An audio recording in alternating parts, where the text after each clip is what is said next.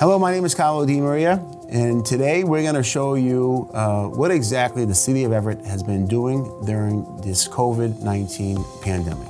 You'll hear from all of our different department heads, our unsung heroes, our volunteers. We hope that you are staying safe and really know that we are going to get through this together as a community. God bless and have a wonderful day.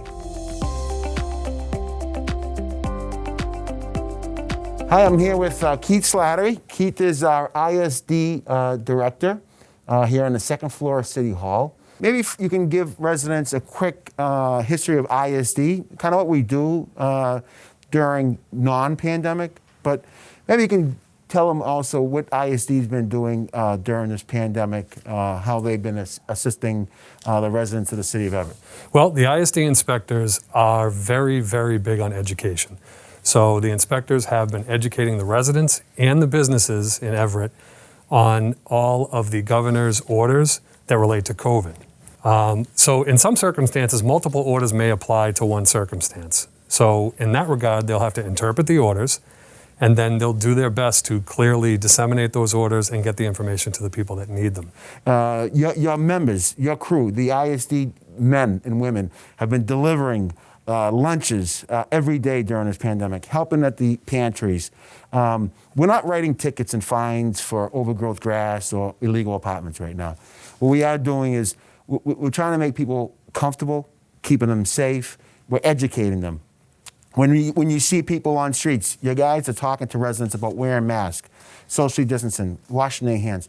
Tell us more about that. Tell us what all these great people in this office have been doing since March. Right? Yes. But talk a little bit about how are we enforcing COVID regulations? So the ISD inspectors are really on the front lines of this COVID, right? This COVID pandemic.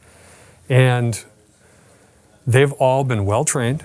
They've all been here for a number of years. So that retention allows them to operate as a really good organization. One of the things they really stress is educating the public.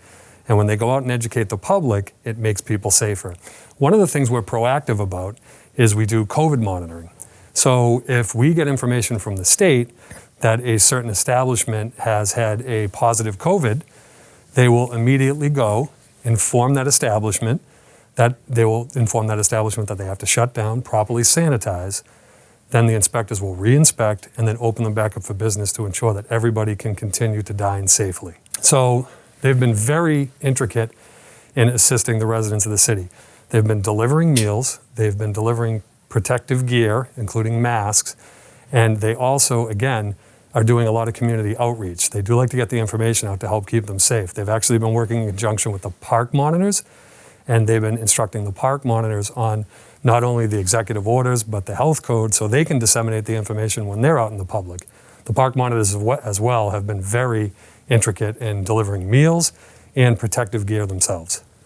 But some residents will say to me, people aren't wearing masks in the parks.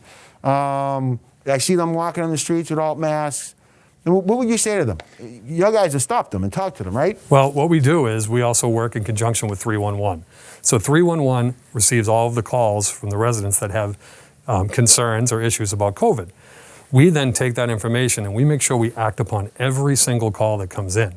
Now, some calls are multiple for one area, so what we'll do is we will make sure that we investigate. And that investigation will usually start with arriving at the scene, doing an inspection, having a discussion with either the owner or the manager of the establishment, or if it's a housing unit, the owner of the unit or the manager of the establishment.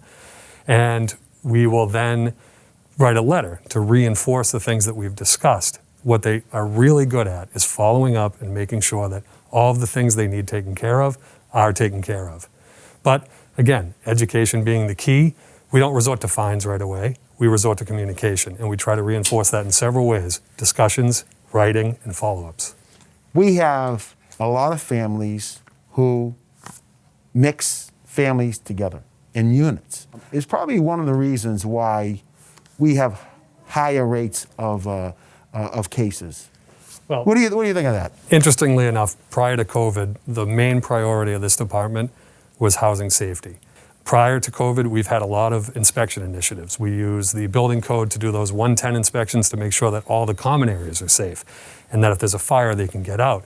Now, in conjunction with those inspections, we are responding to many calls of overcrowding, and we are doing our best to either displace them safely, meaning get them to another place where they're not as overcrowded, or make sure that if they are living in those conditions, they're as safe as possible. And that has been a priority because eviction and housing stability was a great problem, and it's a bigger problem during this epidemic. Keith, thank you very much. Continue on doing a great job. And on behalf of the residents of the city of Everett, I just want to thank you for, you're a Everett High classmate of mine. You're a year older. Of course, he looks like a year older, more than a year older than I do. But I want to thank you and the ISD inspectors for all they're doing.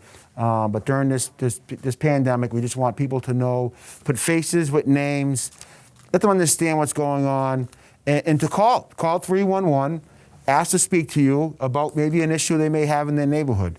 An overcrowding issue, any issue they may have. So I want to thank you for appearing today with us. Thank you, Mr. Mayor.